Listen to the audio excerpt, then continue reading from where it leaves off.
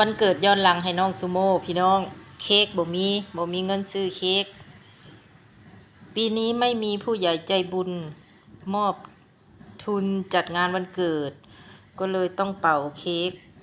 กแอนข้าวเหมานี่แหละพี่น้องข้าวเหมาคุกที่น้องซูโม่เพิ่นนั้นขูดมะพร้าวแหละเอาลองเพลง Happy birthday to you Happy birthday to you Happy birthday Happy birthday Happy birthday to you อธิษฐานโอ้เสียงฟ้าก็ห้องพี่น้องเอ้ยทางนอกอันนี้จัดงานวันเกิดย้อนหลังให้น้องซูโม่เด้อพี่น้องซูโม่เกิดวันที่19เมษาอายุครบ10ขวบแล้วเนาะค่ะเทียนตกแต่งแม่ก็บ่มีแม่ก็ดัดแปลงเอาเทียนอันนี้แหละเนาะค่ะของขวัญอย่างที่น้องซูโม่อยากได้คือเด็กๆคนอื่นแม่ก็บ่มีเงินซื้อให้เนาะค่ะเนาะน้องซูโม่ก็คือเด็กทั่วไปเนาะค่ะอยากได้มือถือแม่ก็บ่มีเงินซื้อให้น้องซูโม่ก็อดทนเอาเนาะค่ะเค้กวันเกิดน้องซูโม่ก็อยากได้เค้กวันเกิดมาจัดแล้วก็อยากเชิญเพื่อนๆมากินอยากมีของต้อนรับเลี้ยงเพื่อนๆในงานวันเกิดแต่แม่ก็บ่มีเนาะค่ะเนาะแม่ก็เฮ็ดให้ลูกได้เท่านี้เนาะค่ะเนาะแม่ก็มีแต่ความรักนี่แหละให้ลูก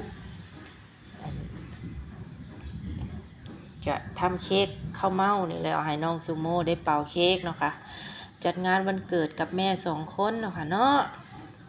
ค่ะผู้ใหญ่ใจดีกะในชีวิตจริงมันกะ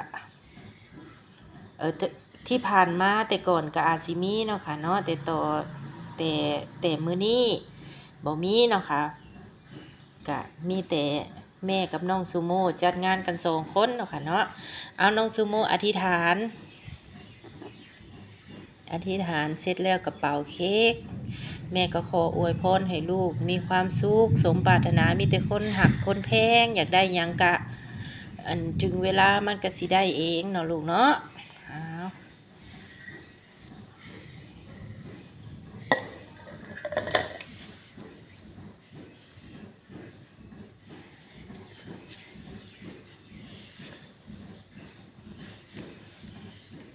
แม่ก็ให้พรให้ลูก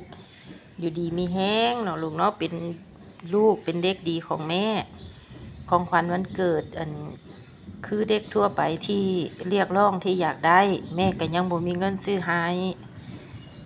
อดเอาเนาะลูกเนาะใหญ่แล้วอยากได้หยังลูกก็ทำงานทำการหาซื้อเอาบัดนี้มีความสุขหลายๆไปทางใดก็ให้มีแต่คนหักคนแพงไปลูกสู่น้ำกันกับแม่2คนคือเก่า